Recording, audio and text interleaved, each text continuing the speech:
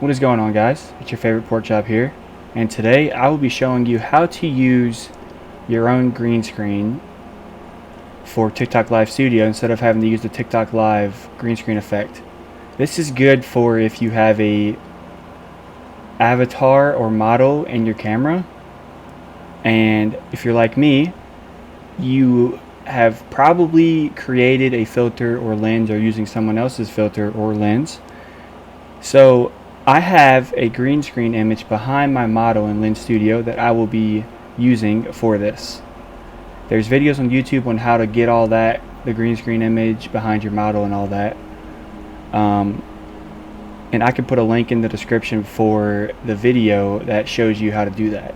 So anyways, I will be showing you just how to get it to work on TikTok Live. So what you're going to want to do is you're going to go up here and hit the plus, add source, window capture, add. Okay, now you go to Lens Studio like I have right here. Alright, so I don't like these borders, so I'm going to go ahead and get rid of those. So you do Alt drag, get all these borders off. Okay, then I'm going to make the box smaller.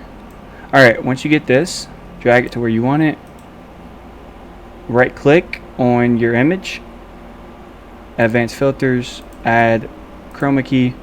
Alright, so for your color, make sure that you drag this scale until you get a blank background, and you should be good to go. After that, you hit apply, and as you can see my PlayStation home screen behind me. If you guys have any questions, feel free to comment. If you like the video, like and subscribe to my channel for more content like this.